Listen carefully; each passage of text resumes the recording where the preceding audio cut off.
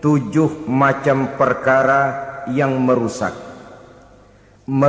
akidah dan keimanan, merusak amal perbuatan yang sudah kita kerjakan, merusak sendi-sendi kehidupan sosial, pendek kata merusak segala hal di dalam kehidupan kita. Jauhilah olehmu 7 macam perkara yang merusak. Yang pertama, asyirku billah, menyekutukan Allah subhanahu wa ta'ala. Agama dimulai dari keyakinan, maka kehancuran agama selalu dimulai dari kehancuran keyakinan, iman atau akidah yang dimiliki oleh seseorang. Dan untuk menghancurkan nilai-nilai iman yang kita miliki ini, orang rasanya tidak akan menghantam kita dengan peluru kendali. Orang tidak akan mengirimkan nuklir ke sini. Orang tidak juga akan mengirimkan satuan militernya ke sini. Untuk menghancurkan nilai-nilai iman, dibanjiri kita dengan paham-paham yang merusak dan mendangkalkan akidah. Baik ia bernama materialisme, baik ia bernama sekularisme, baik ia bernama banjirnya maksiat dan munkarat, baik ia bernama banjirnya peradaban dan kebudayaan yang menghancurkan moral daripada anak-anak kita, sedikit demi sedikit melenturkan dan melunturkan nilai-nilai keimanan kita, untuk kemudian pada waktunya nilai iman itu akan bertukar dan berganti menjadi nilai syirik kepada Allah subhanahu wa ta'ala. Atau pada sisi lain, menjadikan yang selain Allah sebagai tujuan akhir daripada kehidupan kita. Sedangkan kita sama-sama maklum bahwa di dalam pandangan agama Islam, dosa yang tidak berampun, dosa yang terbesar, termasuk dalam kategori bapak moyangnya dosa, tidak lain adalah syirik, yakni menyekutukan Allah subhanahu wa ta'ala. Pola penghancuran iman ini memang berstrategi. Ditawarkan kita kepada paham materialisme, paham kebendaan, di mana otak menempati urutan sebagai ranking pertama, Tuhan jatuh pada urutan kedua. Lalu menyusul kepada paham sekularisme, Allah dipisahkan dari seluruh kegiatan hidup ini, untuk pada gilirannya menjadikan yang selain Allah sebagai tujuan akhir daripada seluruh kegiatan hidup kita. Oleh karenanya, kewajiban menjaga nilai-nilai iman ini merupakan kewajiban yang mulia tetapi berat. Tidak hanya untuk kita, tetapi juga bagaimana mewariskannya kepada anak-anak kita, generasi yang akan datang. Orang-orang tua bijaksana yang diceritakan di dalam Al-Quran, kalau sudah berpikir tentang anak-anaknya, pertanyaan yang paling mereka risaukan ialah, ma ta'buduna min ba'di. Anakku, kalau pada satu saat aku, ayahmu sudah tidak ada lagi di dunia ini, meninggalkan kamu semua, ma ta'buduna min ba'di, apa yang akan kamu sembah nak? Jikalau sekarang ayahmu masih mau ke masjid, masih mau melakukan rukuk dan sujud, masih beribadah menyembah Allah subhanahu wa ta'ala, kalau orang tuamu sudah tidak ada, ma ta'buduna min ba'di, masihkah engkau mau datang ke masjid? Masihkah engkau mau rukuk dan sujud? Masihkah engkau mau menyembah Allah subhanahu wa ta'ala?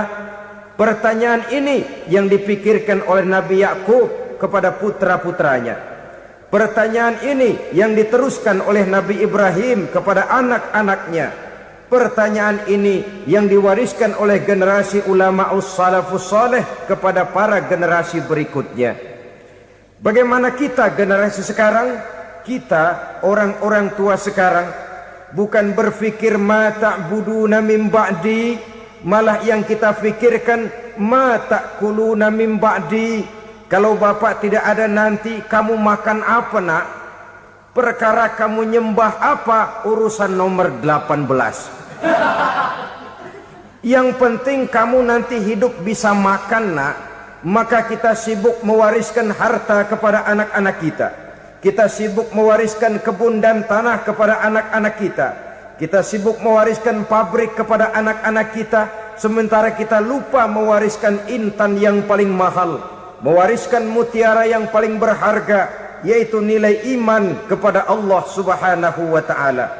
Alangkah baiknya apabila warisan harta, warisan tanah dan kebun, warisan rumah dan pabrik didasari lebih dahulu dengan mewariskan nilai iman kepada Allah Subhanahu wa ta'ala. Sebagai orang-orang tua, kita boleh bersedih kalau anak kita tidak mengerti komputer. Kita boleh bersedih kalau anak kita tidak mengerti matematika. Kita boleh bersedih kalau anak kita tidak mengerti bahasa Inggris. Tapi sewajarnya lebih bersedihlah kita orang tua jikalau mempunyai anak yang tidak kenal Allah sebagai Tuhannya, yang kemudian tidak mau rukuk dan sujud kepada Allah Tuhannya. Itulah kemalangan yang paling malang bila kita meninggalkan generasi yang tidak bertauhid kepada Allah Subhanahu wa ta'ala. Betapapun anak kita tidak ngerti komputer, saudara, paling-paling kerugiannya cuma kerugian dunia. Masuk dia ke alam barzakh, munkar nakir tidak akan sempat tanya kau belajar komputer apa tidak. Kumpul dia di padang mahsyar, malaikat juga tidak akan tanya matematikamu nilainya berapa. Yang ditanya kau kenal Allah, kau rukuk dan sujud kepadanya, kau pernah datang ke masjid. Oleh karena itu sekali lagi, menjaga nilai iman tidak hanya untuk kita, tetapi juga mewariskannya kepada anak-anak kita, generasi yang akan datang. Sungguh kemalangan yang paling besar apabila kita meninggalkan anak-anak kita. Mereka kita tinggalkan lemah ekonominya, itu tidak baik. Mereka kita tinggalkan lemah otaknya, itu pun akan membuat mereka tertinggal oleh yang lain. Tapi yang paling celaka, jikalau kita tinggalkan mereka dalam kondisi lemah imannya, rapuh akidahnya, tidak baik dan tidak betul keyakinan hidupnya. Oleh karena itu Nabi berpesan, jauhilah 7 perkara yang merusak. Yang pertama, syirik kepada Allah Subhanahu wa ta'ala. Menyekutukan Allah baik dalam ucapan, dalam keyakinan ataupun dalam perbuatan. Ini perkara pertama yang termasuk 7 perusak besar di dalam kehidupan. Kalau sudah jatuh kita ke lembah syirik, bagaimanapun banyak kebaikan yang kita kerjakan, berjiwa sosial, bertangan pemurah, gemar menolong orang lain, kalau memang dasarnya syirik, maka seluruh kebaikan kita akan hancur, tidak akan ada nilainya dalam pandangan Allah Subhanahu wa ta'ala. Dalam pandangan manusia mungkin kita dicatat sebagai orang sosial, gemar menolong orang lain, tidak berpangku tangan melihat orang yang mendapat kesulitan. Tapi oleh karena dasarnya syirik, dasarnya tidak mentauhidkan Allah, maka seluruh nilai kebaikan yang kita kerjakan tidak akan ada nilainya dalam pandangan Allah Subhanahu wa ta'ala. Maka jagalah iman kita, jangan sampai dihinggapi penyakit syirik yang bagaimana kecilnya sekalipun. Sekali lagi, baik syirik dalam bentuk ucapan, syirik dalam bentuk keyakinan, sampai kepada syirik dalam bentuk perbuatan, kita berhindar kepada sifat-sifat yang sedemikian itu. Karena apa? Dalam satu ayat Quran Allah Subhanahu wa ta'ala menjelaskan, innallaha la yaghfiru ayyushraka bih wa yaghfiru ma duna dzalika liman yasha. Allah tidak akan memberi ampun kepada orang-orang yang menyekutukannya, tapi Allah masih mau memberikan ampun kepada dosa-dosa yang selain itu bagi orang-orang yang dikehendakinya. Dosa selain syirik, apabila kita bertaubat, Allah masih mau mengampuni. Tapi kalau sudah jatuh ke tempat syirik, itu sudah dosa yang tidak berampun. Taubatnya tidak lain melepas syirik, kembali kepada tauhid, berkeyakinan bahwa hanya ada Allah Subhanahu wa ta'ala, Tuhan satu-satunya, yang lam yalid walam yulad walam yakul lahu kufuwan ahad. tidak beranak, tidak pula diperanakkan, dan tidak satupun yang dapat menyerupai Tuhan Allah Subhanahu wa ta'ala. Saudara-saudara kaum muslimin rahimakumullah, bahwa kita di zaman sekarang memang tidak menyembah berhala, ya. Bahwa kita tidak berterang-terangan mengatakan Tuhan lebih dari satu, memang. Bahwa kita tidak berkeyakinan Tuhan itu punya anak atau diperanakkan, tentu. Tapi dalam perbuatan dan i'tiqad kita kadang-kadang jatuh tanpa kita sadari ke tempat yang bernama syirik ini. Oleh karenanya, di zaman di mana teknologi makin canggih, di mana kemajuan pembangunan makin menjangkau berbagai aspek kehidupan, diperlukan keseimbangan antara kemajuan fisik material dengan kemajuan mental spiritual. Apabila tidak ada keseimbangan, yang terwujud tentulah kepincangan, yang diawali dengan pincangnya cara kita berpikir, sehingga pada akhirnya akan mengarah kepada pincangnya cara kita berbuat dan bertindak di dalam kehidupan kita. Oleh karena itu Nabi berpesan, jauhilah sifat syirik, karena syirik merupakan dosa yang teramat besar. Ini sifat merusak yang pertama. Yang kedua kata Nabi, wasihra, jauhilah sihir. Sihir ini juga termasuk perkara yang merusak kehidupan. Kita semua sama-sama maklum bahwa sihir sebenarnya bukan persoalan baru. Sejak sebelum datang Islam, sihir itu sudah ada. Di zaman Yunani kuno, sihir ada. Di zaman Mesir kuno, di zaman Cina kuno, dan yang lain-lain yang serba kuno, sihir itu sudah ada. Bahkan para nabi pun, para rasul yang diutus oleh Allah Subhanahu wa ta'ala, senantiasa berhadapan dengan ahli-ahli sihir untuk menguji kebenaran dari misi yang mereka bawa. Sihir adalah perbuatan di luar kebiasaan yang bisa dikerjakan oleh ahlinya dengan bantuan jin atau setan. Hukum mempelajari sihir adalah haram, mengamalkannya lebih haram lagi. Sebab itu saudara-saudara, sihir merupakan perbuatan merusak yang harus kita jauhi. Ciri-ciri daripada perbuatan sihir, pertama, ia mengandung tipuan, bayangan khayal. Di zaman Nabi Musa misalnya, orang melihat tambang-tambang itu seperti ular. Nabi Musa melayangkan tongkatnya menjadi ular-ular besar yang memakan ular-ular kecil ciptaan tukang-tukang sihir Fir'aun tadi. Lalu sihir bisa terjadi dengan bantuan jin kafir atau setan. Kemudian ciri yang ketiga, sifatnya halus dan tersembunyi.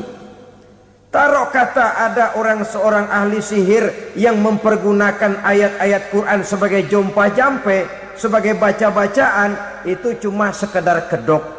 Tujuannya tidak lain menjadikan agama sebagai ketok untuk membenarkan cara yang dimurkai oleh Allah Subhanahu wa ta'ala. Satu hadis yang diriwayatkan oleh Imam Bazar dan Tabrani, Nabi berpesan, laisa minna man tatayyara lahu au takahhana au tukuhhina lahu au sahira lahu. Tidak termasuk ke dalam golonganku, kata Nabi. Tidak termasuk umatku. Siapa mereka? Man tatayyara lahu, orang yang bertatoyur. Apa tatoyur itu? Dari kalimat toyaro, artinya terbang. Toir biasa diartikan dengan burung. Tatoyaro percaya kepada suara-suara burung. Man tatayyara lahu, mempercayai, meyakini dengan benar-benar kepada suara beburungan. Kan suka ada itu, nah bunyi burung tuh, maling liwat. Maling liwat. Burung bunyi, maling liwat. Itu termasuk tatoyaro lahu, percaya kepada suara burung. Kan aneh kalau suara orang nggak dipercaya, suara burung malah dipercaya. Ada ustadz ceramah, kiai ngaji, nggak mau didengerin, burung dengerin bener. Nah, suaranya dari sebelah mana? Belah kulon. Nah, itu tandanya ano. Habis dihitung-hitung. Itu termasuk tatoyaro lahu. Au takahana, atau bertenung, au tukuhina, atau minta ditenungkan, au sahirolahu, atau melakukan perbuatan sihir, atau minta disihirkan. Laisa minna, tidak termasuk ke dalam golonganku, kata Nabi.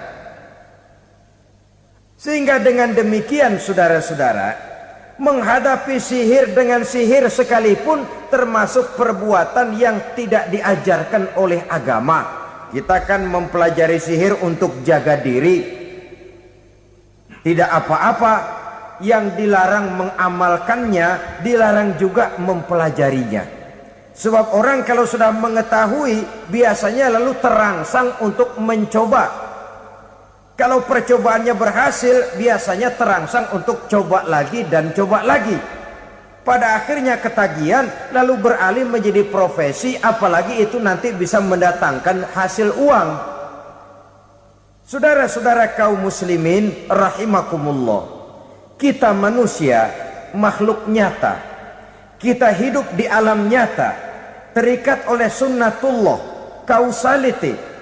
Oleh karenanya, bagi kita keyakinan yang penuh, keikhlasan di dalam bertuhankan Allah, penyerahan diri sepenuhnya hanya kepadanya, itu sudah merupakan obat penangkal yang sangat ampuh agar kita tidak terkena penyakit-penyakit yang dibuat oleh setan dan para pembantunya. Sehingga beberapa ayat Quran mengajarkan, misalnya a'udzu bikalimatillahi tammati min syarri ma khalaq, atau bismillazi la yadurru ma'asmihi syai'un fil ardi wala fis sama, dengan menyebut nama Allah yang tidak bisa mendatangkan bahaya sedikit pun, dari baik yang datang dari langit maupun yang datang dari bumi. Jiwa yang kosong dari keyakinan yang penuh kepada Allah, jiwa yang penuh was-was dan ragu-ragu, itu yang mudah terserang oleh penyakit-penyakit yang dikerjakan oleh para tukang-tukang sihir, yaitu oleh setan dan seluruh para pembantunya. Kemudian hadis kedua yang diriwayatkan oleh Imam Ibnu Hibban, Nabi bersabda, la yadkhulul jannata mudminu khamrin wala mu'minu bisihrin wala qati'u rahmin. Tidak masuk sorga. Ini Nabi yang bilang, tidak masuk sorga. Siapa itu? Pertama, mudminu khamrin, orang yang berkekalan dalam mabuk. Selalu mudminun itu sudah menjadi perbuatan rutinnya, tidak kapok-kapoknya, teler seumur hidup. Mudminu khamrin, tidak masuk surga orang yang selalu bermabuk-mabukan. Yang kedua, wala mu'minu bisihrin, orang mukmin tapi main sihir. Ini juga oleh Nabi diperingatkan, tidak akan masuk surga orang mukmin tapi suka main sihir. Wala qati'u rahmin, dan tidak juga orang yang memutuskan silaturahmi. Tiga macam manusia yang diperingatkan Nabi tidak akan masuk surga: orang yang selalu mabuk, orang mukmin yang main sihir, dan orang yang memutuskan silaturahmi. Saudara-saudara kaum muslimin rahimakumullah. Lalu orang berkata, kenapa dilarang kita bersihir? Padahal Rasul sendiri kan punya mukjizat. Nah, kita memang harus membedakan antara mukjizat dengan sihir. Dalam kehidupan agama kita kenal ada yang namanya mukjizat, Ada yang namanya karomah atau keramat biasa diucapkan. Ada yang namanya maunah. Ada yang namanya irhas. Ada juga yang namanya sihir. Kesemuanya ini berbeda, saudara-saudara. Yang dinamakan mukjizat itu khusus untuk para rasul saja. Satu kejadian luar biasa yang terjadi dilakukan oleh Rasul atas izin dari Allah Subhanahu wa ta'ala. Perbedaannya dengan sihir jelas. Sihir dari setan, mukjizat dari Allah. Sihir bisa dipelajari, mukjizat tidak. Sihir umumnya untuk maksud-maksud yang tidak baik, sedangkan mukjizat untuk memperkuat kebenaran yang disampaikan oleh para rasul dan ditentang oleh umatnya. Bahkan kafir Quraisy dahulu menganggap orang-orang ahli sihir itu berada dalam satu posisi yang hina, sehingga mereka mengatakan dan menuduh Nabi Muhammad sebagai tukang sihir. Tuduhan sebagai tukang sihir adalah tuduhan yang sangat aib dan hina. Di tengah masyarakat kufar jahiliyah, kedudukan tukang sihir dipandang sebagai kedudukan yang hina, sehingga mereka mengejek Nabi dengan sebutan tukang sihir. Jadi mukjizat hanya untuk Rasul saja. Kemudian karomah. Karomah ini asal kata dari karoma, kehormatan, kemuliaan yang diberikan Allah kepada hamba-hambanya yang rajin mendekatkan diri kepadanya.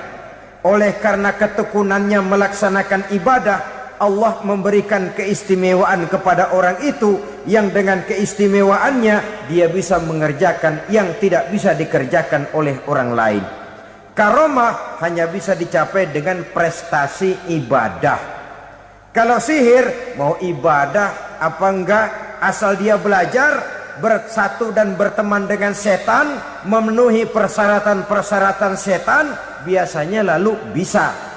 Sedangkan karomah tidak mungkin terwujud tanpa orang mendekatkan diri sedekat-dekatnya kepada Allah Subhanahu wa ta'ala. Maka kita lihat biasanya orang-orang yang punya ilmu sihir, mukanya rata-rata nggak enak dilihat.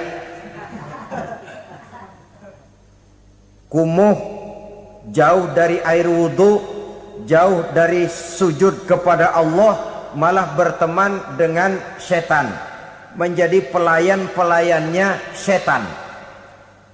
Saudara-saudara, adapun maunah, keistimewaan yang diberikan Allah kepada hamba-hambanya yang belum sampai kepada tingkat wali, tapi orang itu lebih banyak kebaikannya daripada kesalahannya. Umpamanya, saudara jalan bertiga di pinggir jalan, saudara ada pada posisi di tengah, lalu bertiga ini ketabrak mobil.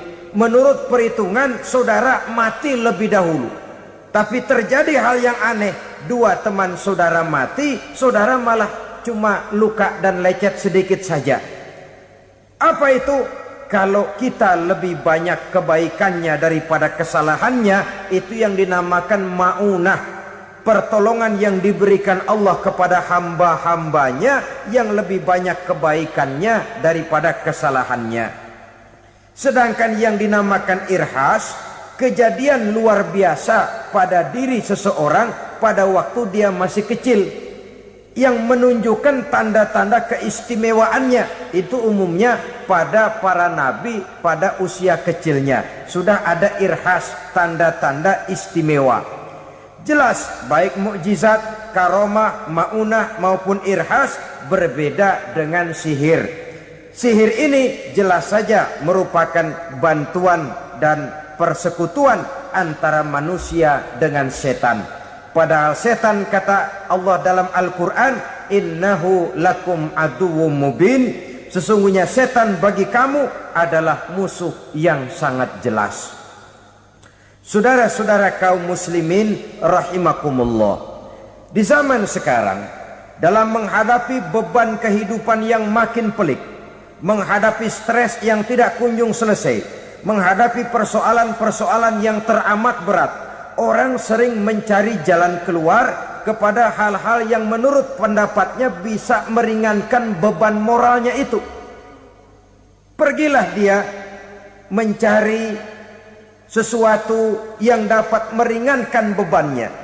Dan tidak jarang yang jatuh ke pangkuan tukang-tukang tenung, ke pangkuan tukang-tukang sihir, yang mereka itu oleh Quran dijelaskan kadzabal munajjimun walau sodaku. Tukang-tukang tenung, tukang-tukang sihir, mereka itu bohong walaupun benar.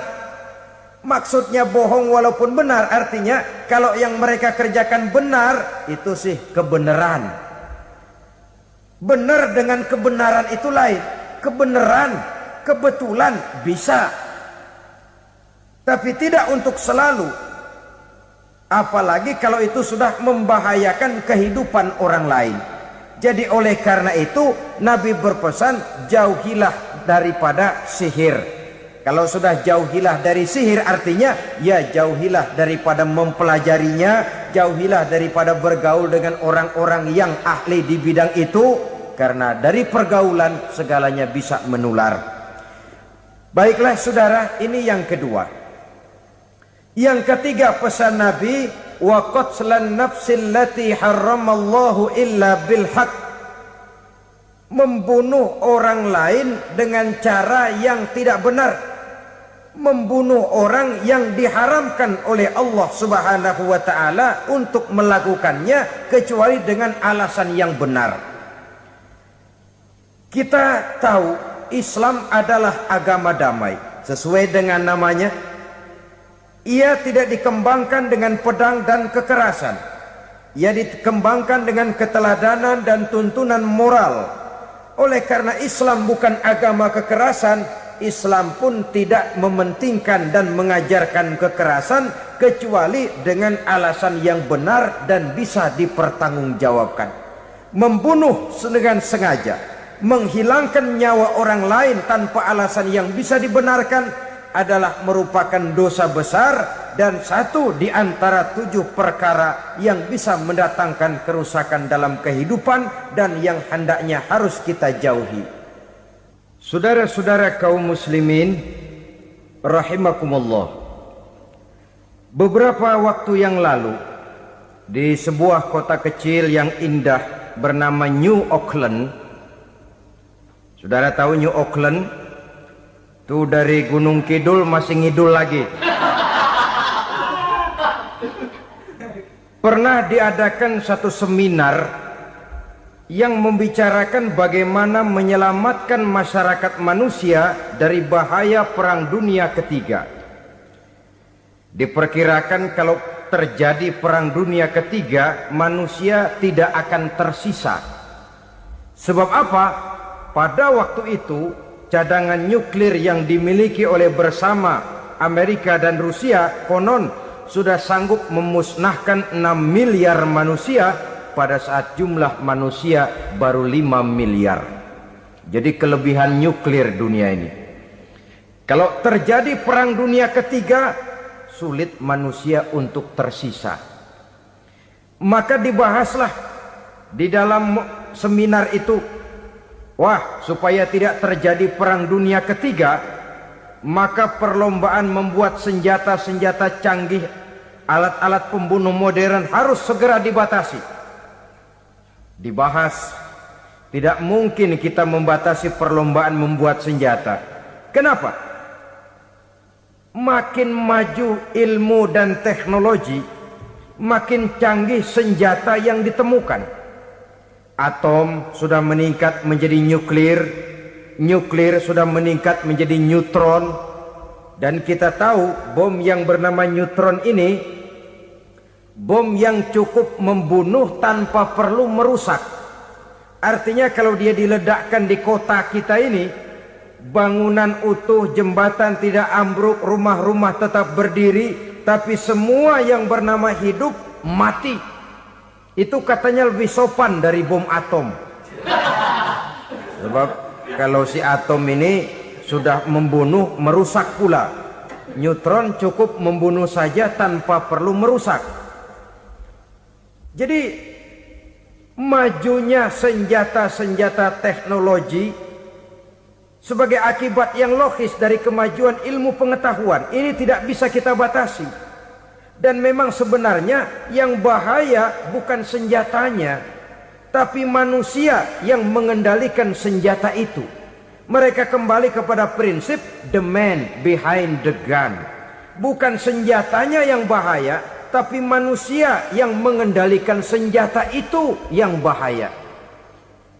Walaupun senjatanya modern, katakanlah model M16 umpamanya, kalau yang mengendalikannya orang beriman, insya Allah aman.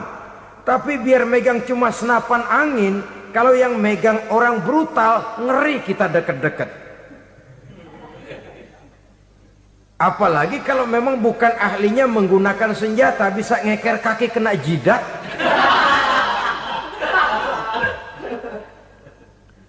Mereka kembali kepada prinsip lama yang tetap baru. Bukan senjatanya yang harus dibatasi, manusia yang mengendalikan senjata itu yang perlu dibicarakan. Nah, kalau begitu, agar manusia tidak mempergunakan senjata sewenang-wenang, apa yang harus kita lakukan? Ya, manusianya harus bermoral. Ya, tapi moral yang mana? Di dunia ini banyak ajaran tentang moral. Itu pun mudah saja. Di sini kan kita undang saja ahli dari berbagai agama untuk membicarakan konsep perdamaian menurut agamanya masing-masing. Baik, setuju itu? Setuju.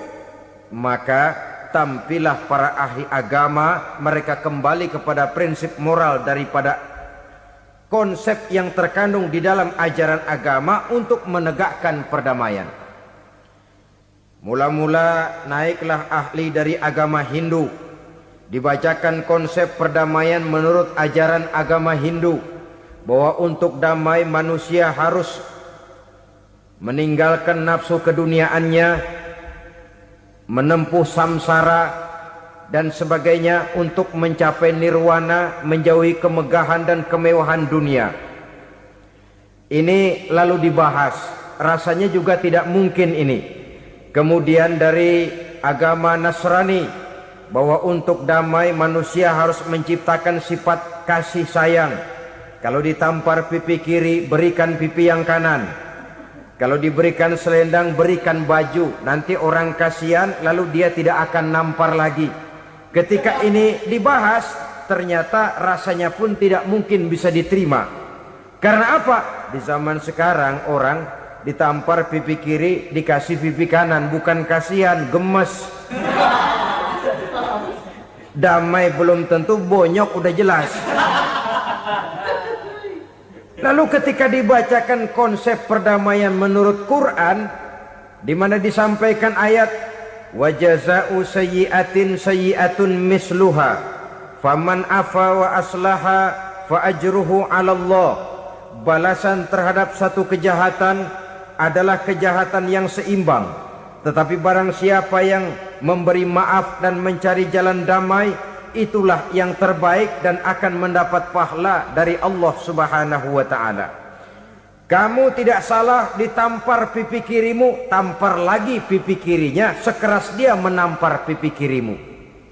Nanti orang tidak mau menampar kita karena dia tahu kalau dia tampar kita, dia akan menderita tamparan sekeras dia menampar kita. Akan terjadilah prinsip saling hormat menghormati, tidak saling ganggu, tidak saling usil, tidak saling jahil. Atas dasar ini perdamaian bisa ditegakkan. Mereka bisa menerima konsep ini, tapi kemudian seminar ditutup tanpa satu keputusan resmi.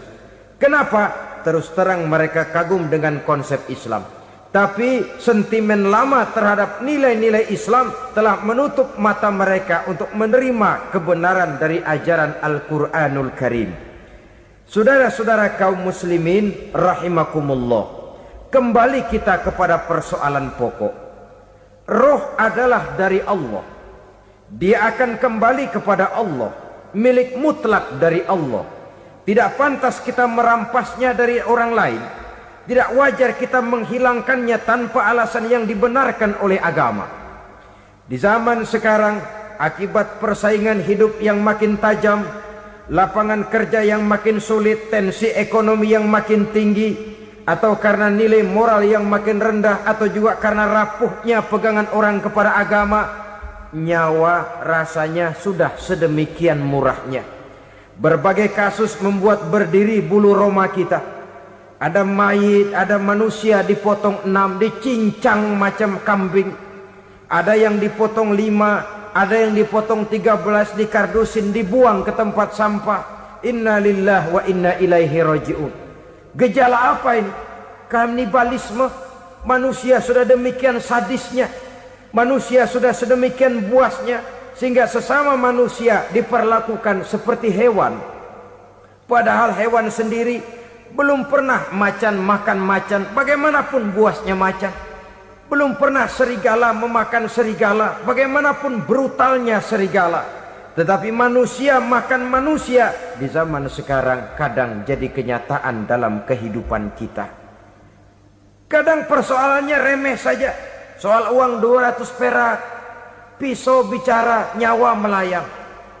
Soal rokok sebatang, celurit bicara, nyawa melayang.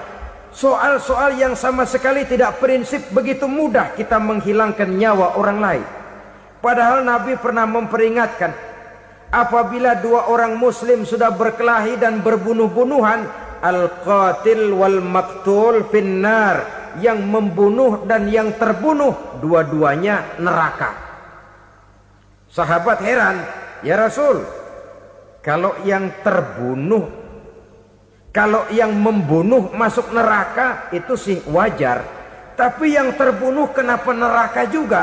Beliau menjawab, dua-duanya sudah punya niat untuk saling membunuh. Niatnya itu yang diponten. Yang terbunuh cuman lagi apes aja, keduluan dia.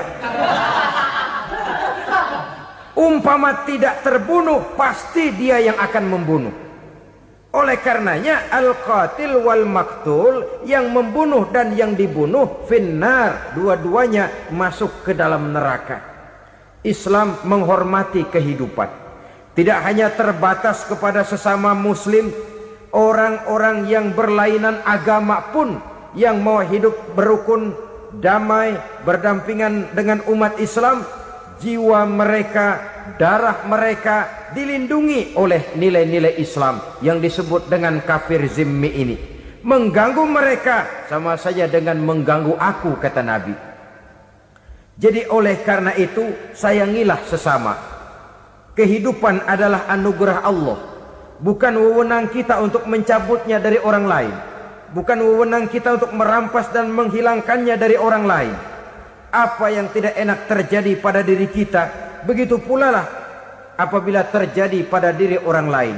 Sehingga Nabi mengatakan, la yu'minu ahadukum hatta yuhibba li akhihi ma yuhibbu li nafsihi. Belum dikatakan beriman seseorang kamu apabila dia belum mencintai saudaranya seperti ia mencintai dirinya sendiri. Apa yang enak dirasakan oleh orang lain, enak juga dirasakan oleh dia. Mengukur orang lain dengan diri sendiri. Kalau orang lain tanpa salah saya fitnah, kalau saya tanpa salah difitnah orang, enak apa enggak? Enggak, orang lain juga begitu. Kalau orang lain tanpa salah saya tempeleng kepalanya, enak apa tidak? Tidak. Orang lain juga begitu. Yang tidak enak terjadi pada diri kita, tentu tidak enak juga kalau terjadi pada orang lain. Mengukur orang lain dengan diri sendiri, sehingga tidak timbul sifat egois, tidak menari di atas bangkai orang lain, tidak mendirikan kebahagiaan di atas untayan air mata orang lain. Sehingga dengan demikian saudara-saudara, dia bisa menghormati kehidupan, menghormati orang lain sebagaimana dia ingin dihormati. Inilah perbuatan ketiga yang merusak, membunuh orang lain dengan yang diharamkan Allah tanpa alasan yang benar. Yang ketiga. Kemudian yang keempat, perbuatan merusak wa aklar riba, makan riba. Hidup adalah tolong menolong. Bahasa kerennya take and give katanya. Saling memberi dan saling menerima. Nabi mengajarkan man kuraba kurbatan min kurabid dunya karaballahu lahu kurbatan min kurabi yaumal qiyamah. Wallahu fi aunil abdi madamal abdu fi auni akhihi. Siapa yang meringankan beban dari beban-beban yang dirita seseorang di dalam kehidupan dunia, Allah akan meringankan bebannya daripada beban-beban yang harus dipikulnya di hari kiamat nanti. Wallahu fi aunil abdi madamal abdu fi auni akhihi. Allah senantiasa akan menolong seorang hamba selama hamba itu masih mau menolong saudaranya. Allah selalu akan menolong seorang hamba selama hamba itu masih mau menolong saudaranya. Apabila kita sudah berpangku tangan terhadap kesulitan orang lain, biasanya pun pada saat kita mendapat kesulitan, kita akan sulit juga memperoleh pertolongan.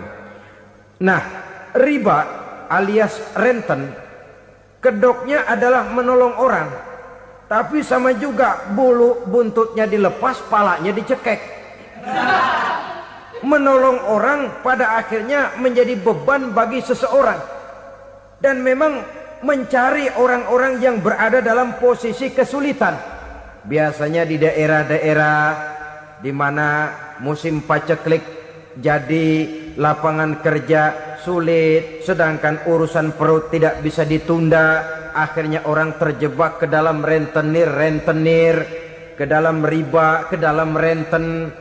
Bunga berbunga, sehingga satu saat jumlah bunganya bisa lebih besar dari jumlah pinjaman pokoknya. Kemudian kalau juga ternyata tidak bisa dibayar, rumah jadi taruhan. Memang rumah satu-satunya, begitu rumah ditarik mulain camping. Bukankah pada akhirnya akan mewariskan kesengsaraan? Oleh karena itu, kepada kita berusahalah jangan berhubungan dengan rentenir, jangan makan renten dan riba. Kepada mereka yang melaksanakan riba, walaupun mendatangkan keuntungan materi, tapi percayalah harta yang didapat dengan jalan riba tidak akan membawa keberkahan. Manakala tidak membawa keberkahan, dia tidak akan mendatangkan ketenangan di dalam kehidupan kita. Oleh karenanya, memakan harta riba termasuk perbuatan yang merusak sendi-sendi kehidupan sosial, merusak kehidupan orang lain, merusak kehidupan masyarakat, tetangga, pergaulan, dan sebagainya. Yang kelima, wa akla malil yatim, memakan harta anak yatim dengan cara yang zalim. Nih, memang lezat. Anak yatim itu nggak tahu urusan apa-apa. Kita diamanahkan untuk mengurusinya. Kadang-kadang dibentuklah panitia penyantunan yatim piatu. Yatimnya mah tetap kelaparan, panitianya yang pada gendut.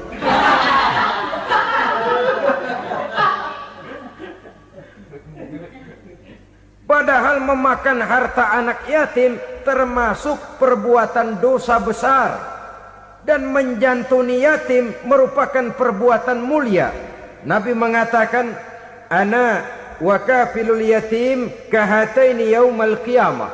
Aku dan orang-orang yang menyantuni anak yatim seperti dua jari ini pada hari kiamat nanti. Dekat sekali. Jikalau ingin di hari akhir nanti dekat dengan Rasul, bersahabatlah dengan anak-anak yatim. Jadilah pengurus anak-anak yatim. Bangunlah panti-panti asuhan yatim. Pada saat bapak ibunya meninggal, kitalah yang menjadi orang tuanya. Bahkan sedemikian besar perhatian Islam terhadap anak-anak yatim ini, sehingga Quran memberikan peringatan, ara'aital ladzi yukadzibu biddin fadzalikal ladzi yad'ul yatim wa la yahuddu ala ta'amil miskin. Tahukah kamu siapa orang yang mendustakan agama?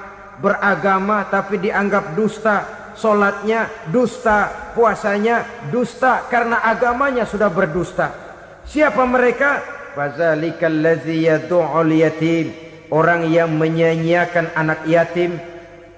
Wala yahuddu ala ta'amil miskin, dan tidak pernah memberi makan kepada orang-orang yang menderita kemiskinan, menyia-nyiakan, meninggalkan anak yatim, termasuk perbuatan yang divonis kita sebagai orang yang mendustakan agama. Saudara-saudara kaum muslimin rahimakumullah, maka sangat dicela mengeksploitir anak-anak yatim, menjadikan mereka sebagai kedok untuk mencari kekayaan pribadi. Tetapi jikalau ikhlas, ganjarannya sangat besar, nilai pahalanya sangat besar. Menyantuni yatim tidak hanya setahun sekali. Kalau Muharram pakai istilah lebaran yatim, dibentuklah panitia, diberilah beras, uang 4-5 ribu rupiah, alhamdulillah. Tapi jangan lupa, si yatim tidak hidup cuma satu hari.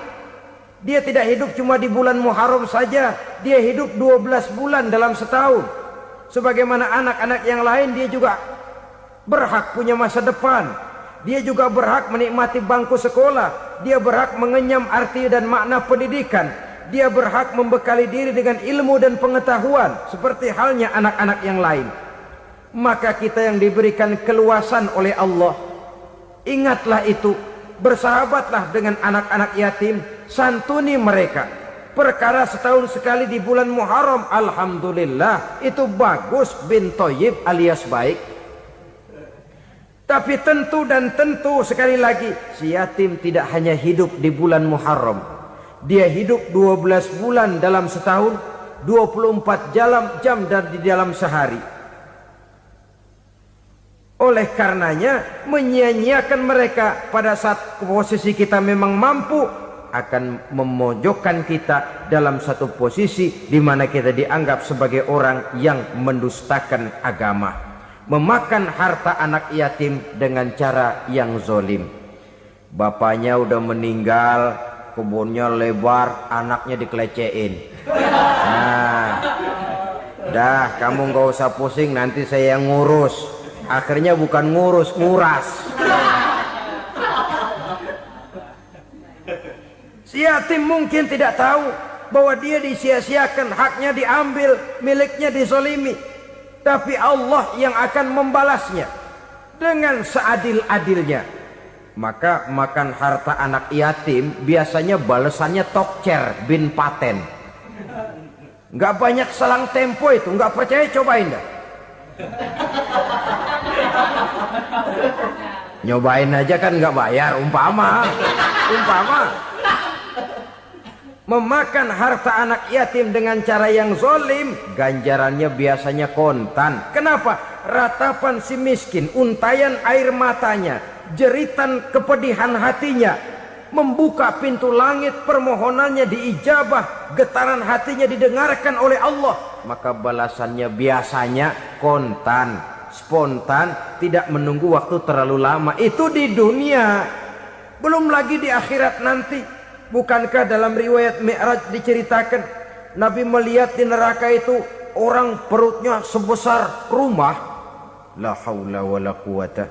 Itu perut kayak rumah, bagaimana jalannya tuh orang? Dan memang gak jalan, diseret-seret oleh malaikat di neraka itu. Hancur perutnya, amburadul itu perut. Berantakan isinya, dibulatkan lagi, diseret lagi, hancur lagi, dibulatkan lagi. Sampai Nabi tanya, orang itu begitu berat siksanya kenapa ya Jibril? Itu Muhammad, waktu di dunia dulu rakus banget makan harta anak yatim. Begitu vonisnya, begitu menyedihkan nasibnya di akhirat. Tapi di dunia pun ketidakberkahan itu sudah membayangi kehidupannya. Oleh karena itu, kepada saudara-saudara yang mendapat titipan anak yatim, berbahagialah, karena semulia-mulia rumah adalah rumah yang di dalamnya ada anak yatim yang disantuni.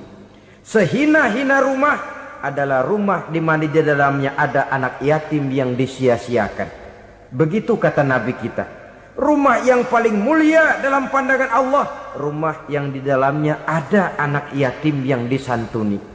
Rumah yang paling hina dalam pandangan Allah, rumah yang di dalamnya ada anak yatim yang nasibnya disia-siakan. Berbahagialah saudara apabila menjadi penyantun anak-anak yatim, pelindung mereka, sehingga mereka mempunyai masa depan sebagaimana anak-anak lainnya. Rasulullah sendiri sedemikian peka terhadap keadaan anak-anak yatim karena beliau sendiri memang mengalami umur 6 bulan dalam kandungan ibu, beliau sudah ditinggalkan oleh ayahnya. Pada saat berusia 6 tahun ibu sudah meninggal.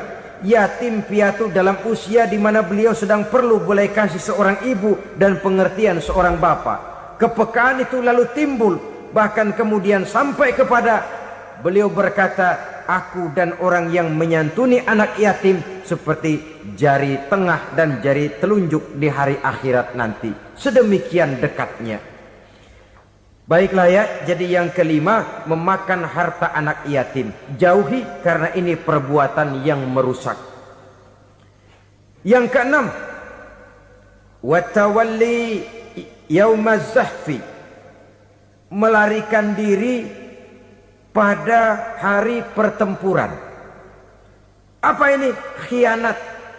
Tidak konsekuen dengan konsep perjuangan. Pada mulanya keras benar teriak, berantas korupsi, ganyang korupsi. Cuma karena belum dapat giliran. Begitu dia naik dapat kesempatan, korupsinya lebih edan dari yang diteriakinya. Ini termasuk tawalli yaumaz zahfi, berpaling pada hari peperangan. Di saat menghadapi musuh, kalau belum kelihatan musuh, teriaknya nyaring bener.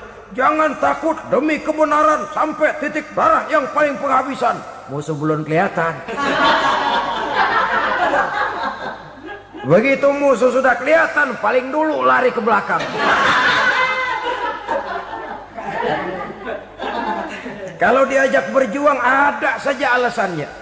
Sehingga Quran memberikan peringatan kepada kita semua. Mengapa kamu ini berat? Kalau sudah diajak berjuang di jalan Allah, kakimu seperti terhunjam berakar di perut bumi. Berat untuk melangkah berjuang. Lari dari pertempuran tidak konsekuen dengan konsepsi perjuangan. Mau enaknya saja. Dalam kondisi yang sulit lalu berpangku tangan. Ini termasuk ciri munafik yang di dalam Al-Quran disindir dengan bahasa kullama adha'a lahum masyaufi wa iza azlama alaihim qamu. Waktu terang mereka jalan, giliran gelap mereka mandek. Artinya, maksudnya kalau giliran ada untungnya aja rame-rame teriak Islam. Tapi begitu diminta berjuang, dituntut berkorban, rame-rame mundur. Waktu dilihat di Islam ada untungnya, rame-rame teriak Islam. Pak, saya Islam banget, Pak. KTP saya Islam, Pak. Pokoknya Islam banget dah. Tapi ketika diminta berjuang, dituntut sedikit berkorban, rame-rame mengundurkan diri. Tahun 65 PKI berontak. Waduh, waktu itu jadi orang Islam untung itu. Nggak dikejar-kejar, aman. Masjid rame, masjid, mobil-mobil mewah parkir di depan musola dan masjid. Kenapa? Waktu itu asal udah ke masjid aman. Islam selamat, untung. Tapi begitu keadaan aman, yang parkir di musola sepeda butut melulu.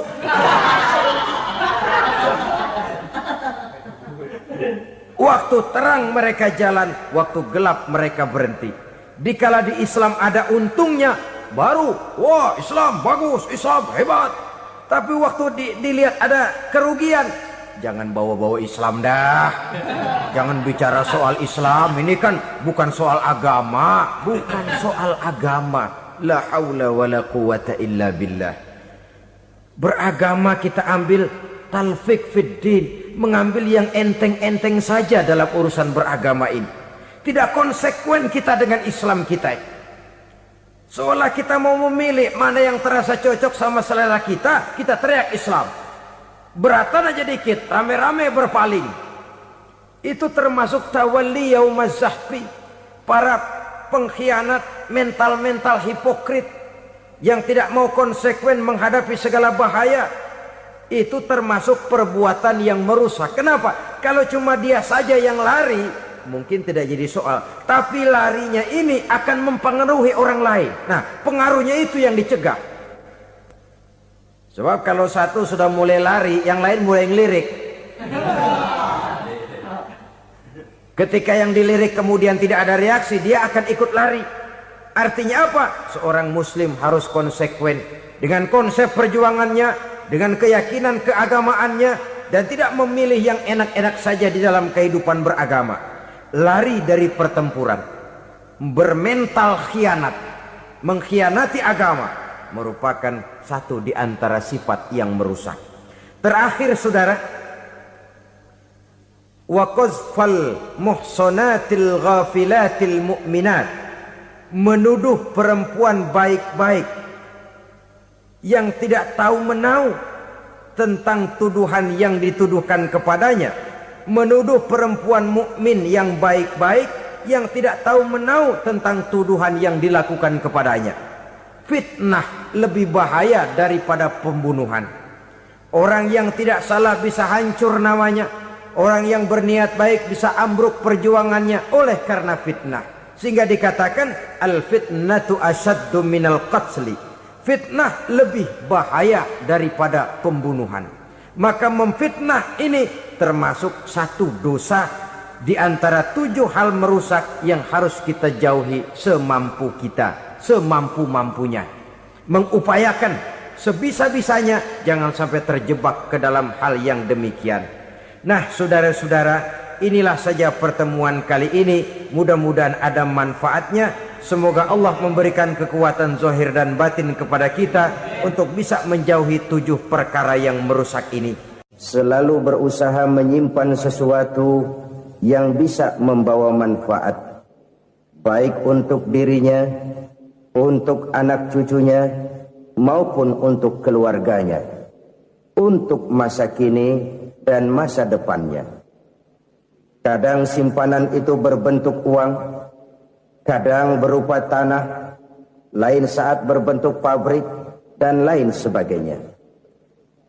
Sementara masa depan yang paling pasti adalah akhirat.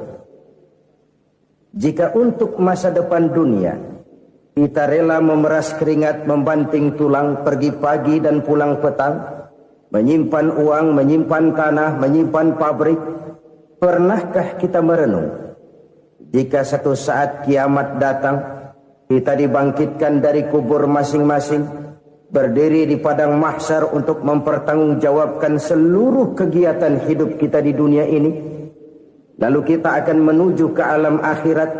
Sudahkah kita mempunyai simpanan untuk akhirat kita?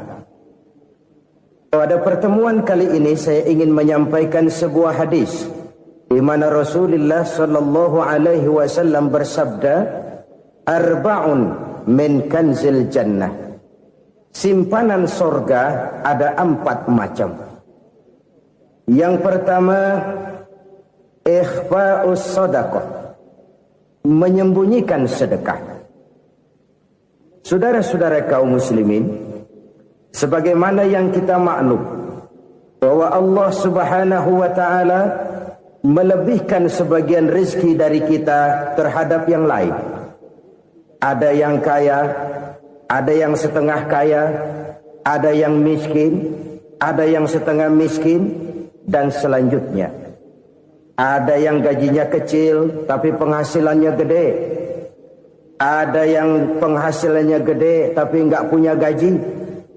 Ada juga yang memang gajinya gede dan penghasilannya gede. Kelebihan rezeki merupakan sunnatullah dan tidak harus membuat kita merasa lebih dari yang lain.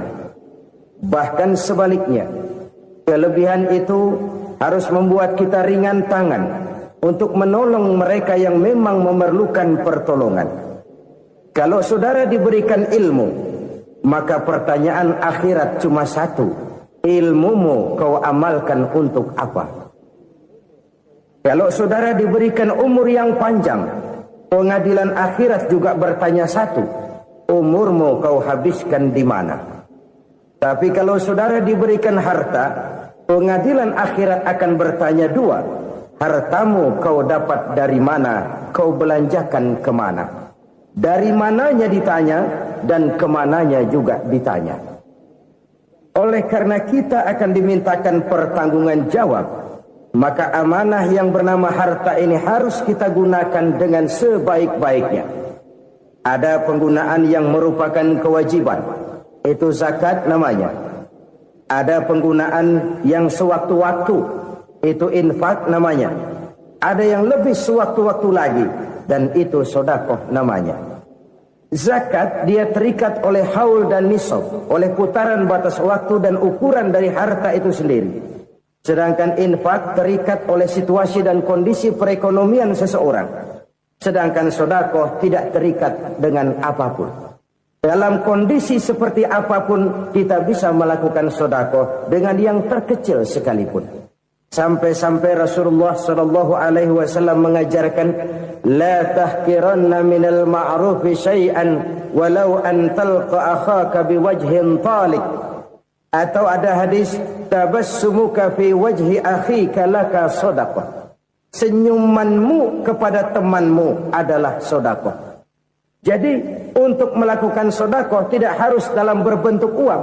Dengan ilmu kita bisa sedekah, dengan tenaga kita bisa bersedekah, dengan pikiran kita bisa bersedekah, bahkan senyum kepada teman